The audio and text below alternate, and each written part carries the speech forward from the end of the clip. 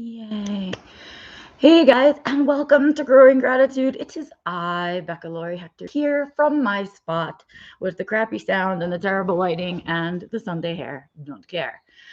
So here I am, all cozy in my spot, and it is time for gratitude, which is sort of my attempt to very publicly and very consciously talk about the things that I'm grateful for from this week, no matter how crappy it was, and talk about those things because they keep me motivated. And the hope is that it will inspire you guys to grow the gratitude in your life. So welcome.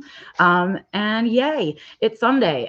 It is Boxing Day in parts of the world today. It is the day after Christmas in the rest of the world that cares about Christmas.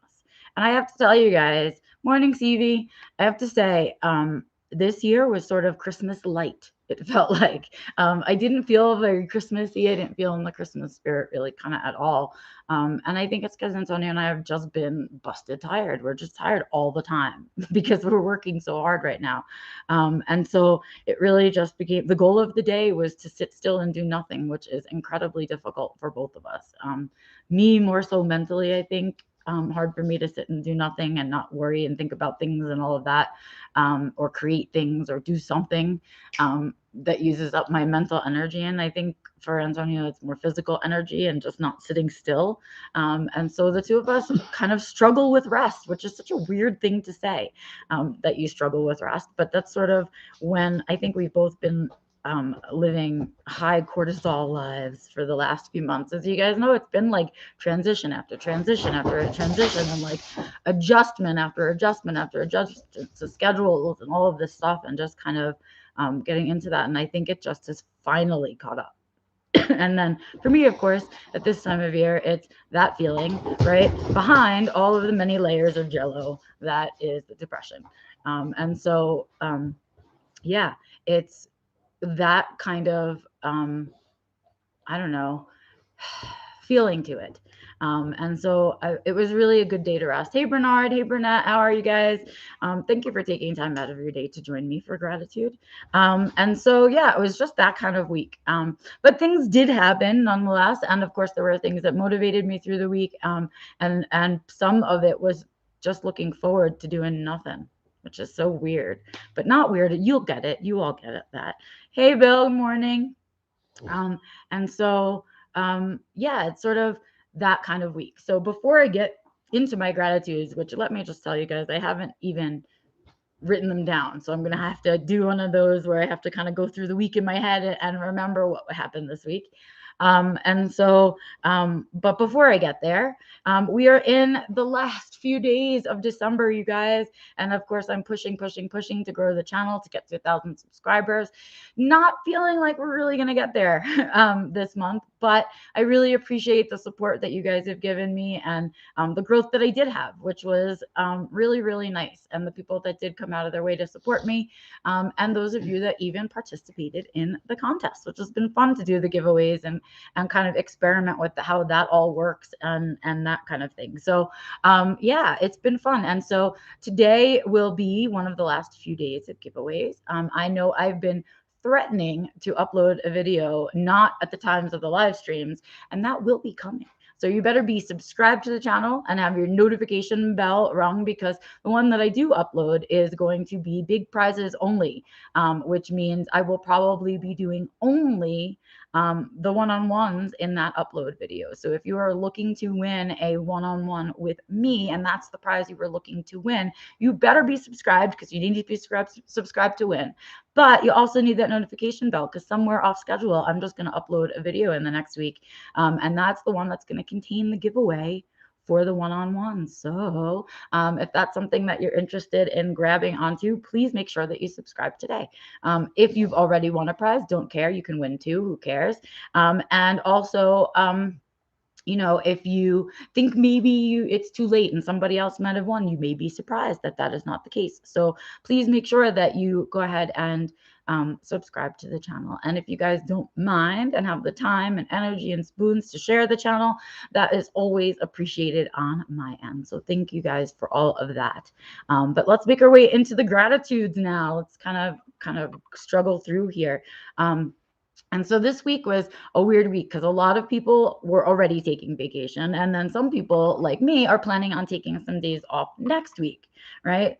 I think it was really about Christmas falling on a Saturday. And it was like, well, technically the holiday isn't until Friday night, right? And so it felt kind of odd to take off this week for me. And so I made that decision that I'll take off sometime next week or have a light week next week. But I wanted to make sure that I sort of got things done before Christmas. Because to me, once Christmas hits, I feel like the world is dead until after New Year's. I feel like nobody wants to do anything really. They're there, but they're not there mentally, all that kind of stuff. And so I decided to do that. And so this week was a pretty regular work week for me. And in fact, let me look at my calendar just to see what I see, because I don't even really remember what I did this week, which is so sad. Let's see. Oh yeah, okay. So no, I had a really fun week this week. Actually, I've got some new clients and I have some new editing clients, which is so fun and exciting for me. Because as you guys know, I love to play with words, and words are like my comfort zone and a place where I really kind of hang out. And I've been working on some cool collaborations with people, and I've got some editing jobs lined up, and so things are looking really fun for me on that front. It's one of those sleeper skills, you guys. It's something I've always been good at, editing, content creation in terms of writing anyway, ghost writing, whatever kind of writing. It's just been sort of something that has come easily to me my whole life. And so it was a sleeper skill set that I didn't really pay attention to. I kind of used it for myself. I helped my friends out. Sometimes part of a job, folks would want me to edit their stuff or whatever. And I never really thought about it. But I'm realizing now that folks not only need help with that, but a lot of us neurodivergent folk need help with it, because some of us are verbal processors or any other number of reasons that folks don't want to be writing for themselves, or they need help editing their work or whatever it is. And so I'm finding out there's really been kind of a demand for it. And I love that stuff. Like, that's so fun to me. That is the work for me that is the most low spoons. Like, I just sit with my computer and edit and read. And that works for me. It's a really good place for me to pick up some income, because it doesn't steal as many spoons as other kinds of income do. So that was really fun to get this week. And let's see, what else? Yeah, so I don't know. I mean, Doug and I have recorded the holiday edition of InfoDump, and I hope some of you took some time to watch that or listen to that, however, whatever format you like of InfoDump. But I think it was a really fun one, because you really got to see sort of the way that Doug and I actually get along and why we're friends, and that we do talk to each other outside of work things and stuff. And we have this nice little chemistry, which is why we decided to go ahead and create InfoDump. And so it was really fun to just sit and make that episode with him and just have some time to just like sort of hang out with each other for a little bit and just chat. And that was a really good time. So if you haven't caught that episode, you have time. You can still watch it before the holidays are over. And so it was like a holiday year in review type episode. And so you can, of course, catch that right here on this channel. Just look for the InfoDump playlist, and you can watch all of them, in fact. So that was really a fun week. I got to touch base with a lot of people.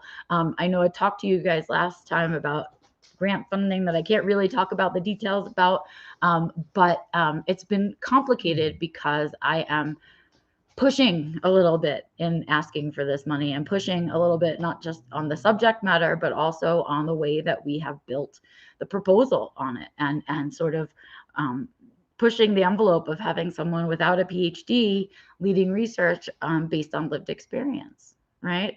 And so it's been interesting having to battle the ableism that is innate in the process. It's innate. There are things that they assume in this process that will be the setup that is actually creates barriers and keeps people with lived experience away from it. So I've been really kind of pushing boundaries, and it's like silent advocacy. Probably no one will ever hear about it. Maybe hopefully it will have a ripple effect kind of in terms of boundary pushing. But I don't know that, and it's not a guarantee, and probably no one else but my little small circle and you guys, if it ever comes out into the world, will know that, it was a pushing of the envelope. It's not that loud kind of advocacy, that kind of shock value advocacy, look at me type stuff. But it really does push the envelope for people. It really changes the way that processes are done. And when you can change systems, we're talking about real change. That's effective change. And so that's been really exciting. And this week I got to meet with the person that I'm going to be working most closely with. And the way that it's kind of piled out, this person and I are going to end up working more closely together than we had originally thought was going to be the case. And I love her to pieces. Like, I couldn't care more about when new people come into my life that I think are easy. That's the word I want to use. When new people come into my life that are easy for me, that I don't feel that I can do this with, that I can have a meeting like this with, that I can talk about what I'm in the middle of thinking about, not something I've really come to a conclusion about yet, right? And that's who this person is for me. She's amazing, and she's excited to work with me, and I'm excited to work with her. And I just think not only is it going to be worthwhile advocacy and is the research going to be important, but on top of it, I think it's going to be fun.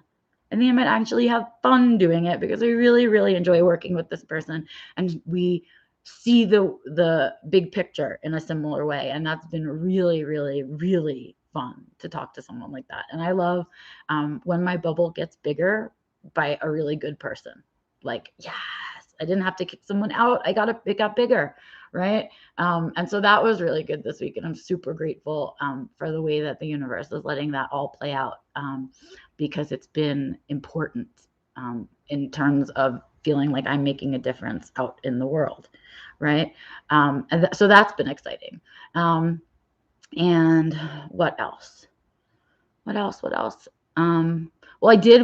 I have to tell you, my biggest gratitude this week is for having days off, right?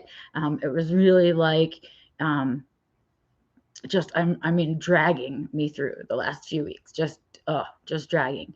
And so to have days where my calendar had nothing. I had nothing to do yesterday. I had no obligations, not even a single phone call. And of course, it was really difficult to sit still and rest and allow it to be rest.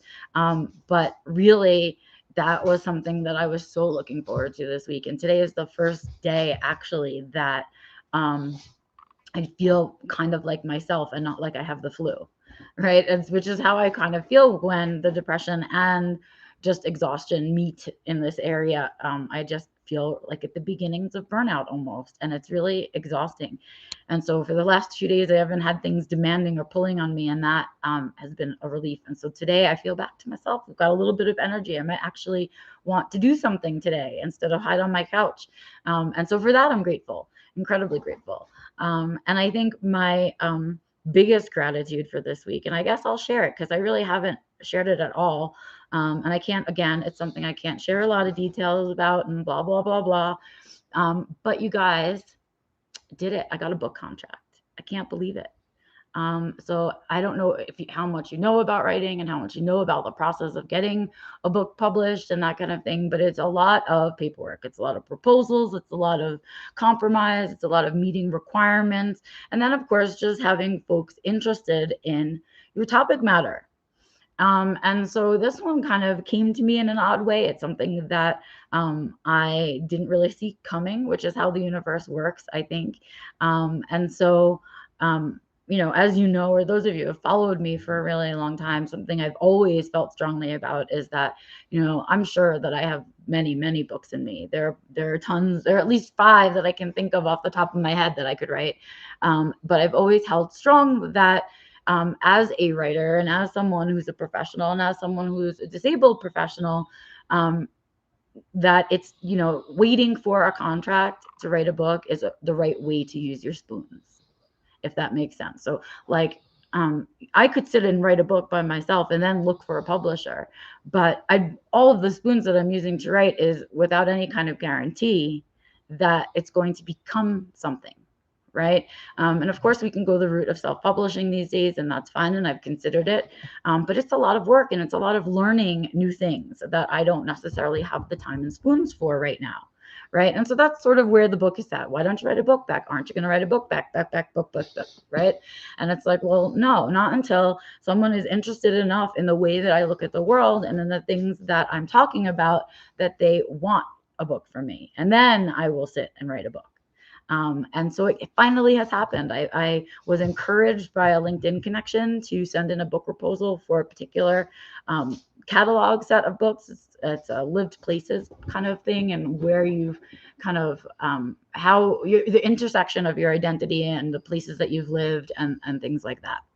And so, as you guys know, where I live and where I have lived plays a really big part in my identity, right? I mean, one of the biggest kind of changes, the biggest push, the biggest goal, the biggest whatever, in with my diagnosis was rehoming myself, right? And getting myself out of New York because New York was so loud, period. And every way you can think of New York is loud.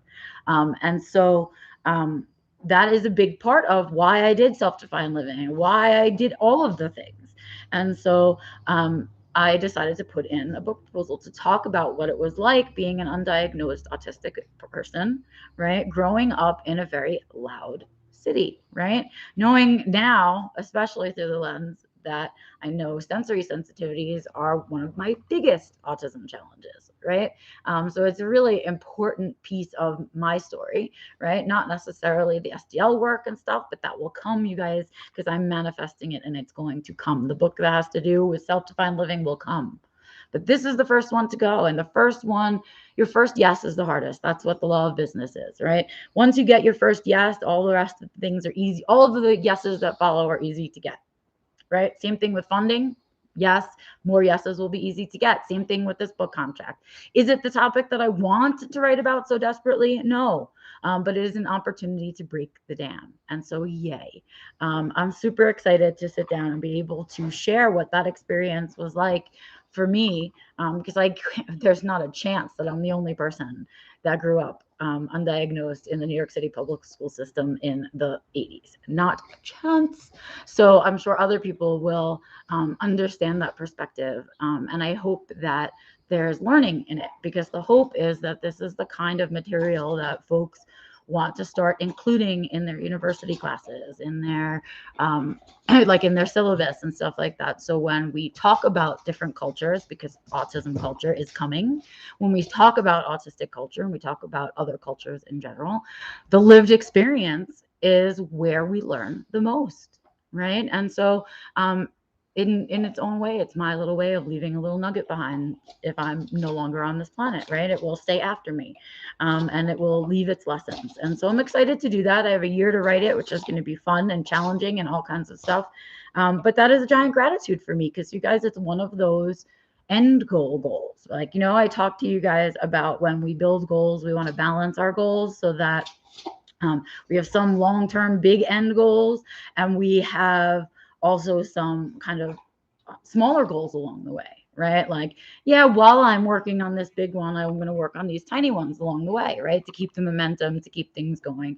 And a book contract is one of those far away, long piece goals for me, which means a lot in terms of achieving it, right? It means I'm proving to you guys that once again, self-defined living rules work, right? And all of those skill sets work, because here I am at another phase, right? This is the one that I allowed myself to think about after needing to move, right? And getting us here to Colorado.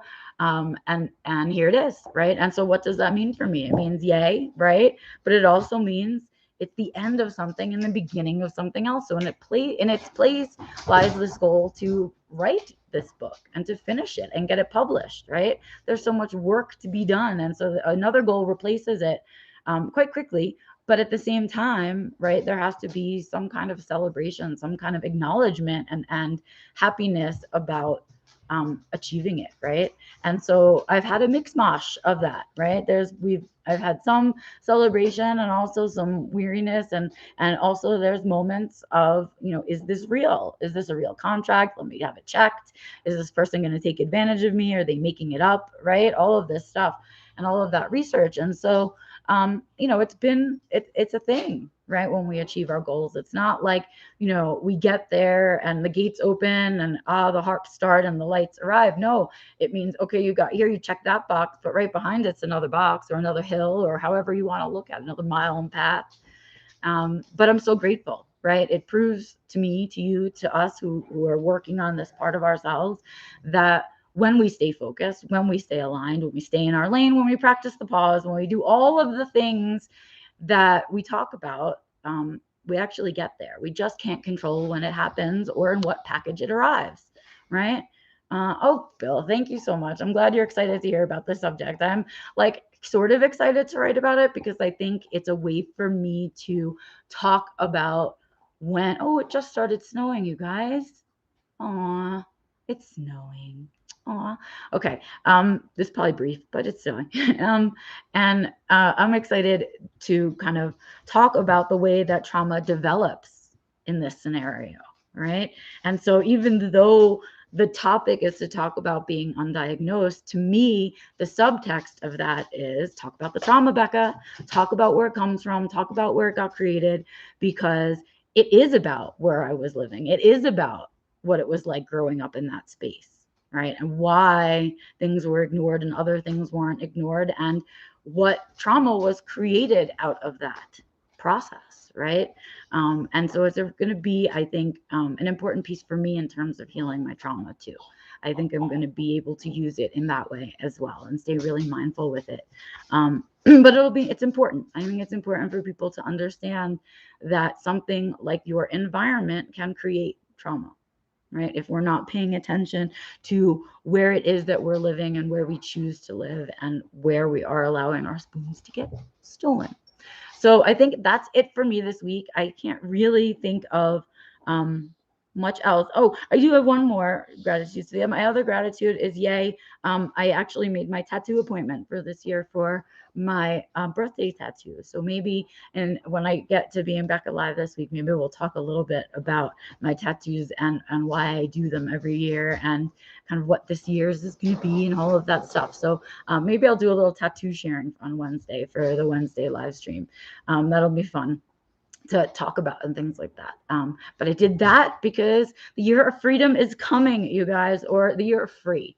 I just want to be free of all of my own, the constraints that I put on myself and the weird beliefs that are still living in my head somewhere. I just want to free myself from all of that shit this year. I'm so done with these hidden assumptions. And I think I came to that space, just so you know, when I had that aha moment about I don't have to be the job that I do, but rather I'm me, and I have to bring me to the things that I'm doing. Right. And remember, I had that old aha moment, and that I don't have to be a vet tech or a business owner or an autistic advocate, but I am a vet tech and right, and a business owner and an autistic advocate, and I am all of those things. And because I am autistic, I have the capacity to do those multiple things, and to look at it in that picture. And so from that, I've sort of really had this idea that was a really self-limiting belief. That idea, that was a hidden self-limiting belief for me, and there have to be more, you guys. I'm sure I've got them all living in here somewhere, and that's what the year of free is going to be about. It's going to be about freeing myself from all of that stuff. And so we're going to chase that down, that little dragon. That'll be fun.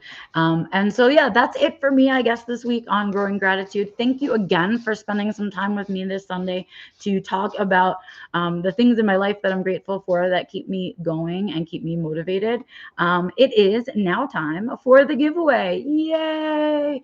So, no surprise, the giveaway is going to be gratitude related. And so on this day, this gratitude day, I am going to give away another 5 seats to the February seminar.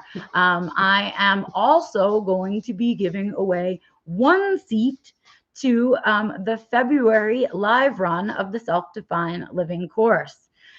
So here's the deal. It's going to be a slightly more complicated instructions. If you want to win one of the 5 seats to the February seminar, which is going to be about transitions and how we manage transitions, right?